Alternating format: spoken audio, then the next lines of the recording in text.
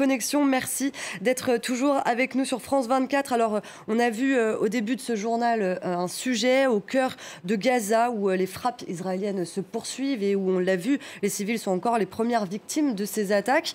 Les discussions, malgré tout, doivent reprendre demain.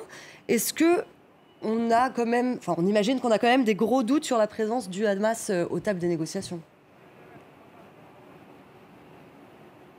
Oui, le Hamas qui n'a pas encore donné une fin de non-recevoir, mais qui juge les prérequis de ces négociations qui devaient donc s'ouvrir demain trop favorables à Israël. Donc on est toujours dans cette guerre informationnelle, guerre des mots, des éléments de langage entre les deux parties. Mais on voit bien ici, ça se sent extrêmement bien. Il y a une très très vive tension que également à l'international le monde retient son souffle, puisque évidemment il y a 2 semaines, l'Iran a promis de donner une réponse d'envergure aux frappes sur son territoire en lançant, en alertant ses affidés, les milices chiites irakiennes notamment, le Hezbollah libanais bien évidemment qui est en état d'alerte, mais aussi les Houthis, les rebelles Houthis dans le nord du Yémen. Ici, l'armée israélienne est en alerte maximum, donc évidemment Jérusalem est sous haute tension, mais c'est un pays qui vit maintenant, on est dans le 11e mois, sous cette menace permanente. En tout cas, évidemment, il y a un intense balai diplomatique international mené par Washington. Le secrétaire d'État Anthony Blinken devait arriver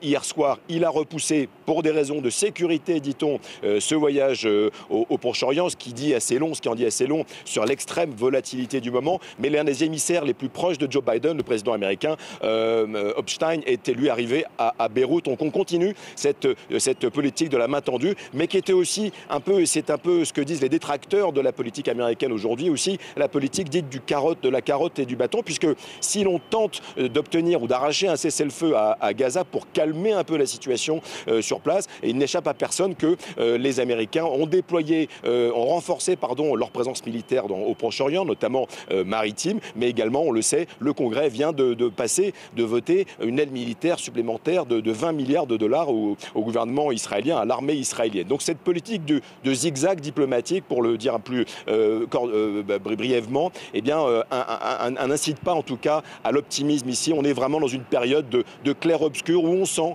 que tout peut arriver et tous les regards évidemment sont braqués sur le sud du Liban et Téhéran. Justement, c'est la question où je voulais en venir. En fait, vous avez été correspondant France 24 à Jérusalem il y a quelques années. Vous connaissez donc très bien le terrain. Vous l'avez dit, un manque d'optimisme. Mais quelle est l'ambiance? On imagine qu'il y a de fortes tensions là où vous êtes à Jérusalem. Ouais, écoutez, c'était plus du tout la même. La vieille ville de Jérusalem. Je me retrouve du côté est de la ligne verte qui avait séparé les deux camps en 1949. Jamais, depuis quelques heures que je suis arrivé ici, je reviens régulièrement ici. Jamais je n'avais vu cette complexité, je dirais, dans la cohabitation des communautés, que l'on soit juif, musulman ou chrétien. Il y a une énorme tension qui d'ailleurs du côté palestinien. Juste derrière moi, je suis à Jérusalem-Est. Derrière moi, c'est le quartier musulman de la vieille ville. Si l'on remonte, c'est le quartier arménien et chrétien. Et l'autre côté, à la porte de Jaffa, c'est le quartier juif. Et bien du côté palestinien, c'est le désert total. Il n'y a pas de tourisme, il n'y a aucune visite. Les gens que je connaissais ne reconnaissent pas même leur ville. Ils disent ça fait des mois que c'est comme ça. Cette ville est en train de mourir. Et vraiment, encore une fois, c'est assez sensible ici à Jérusalem. Jérusalem qui a toujours concentré évidemment tous les excès de part et d'autre. Eh bien, on sent bien que cette coexistence qui existait donc au moment où moi j'habitais ici au milieu des années 2000, eh bien, est de plus en plus difficile à imaginer. Les communautés sont résolument de plus en plus dos à dos.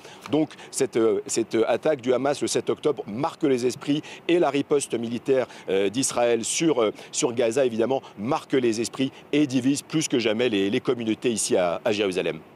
Merci beaucoup pour votre éclairage, Cyril Payen. Je rappelle que vous êtes envoyé spécial et grand reporter France 24.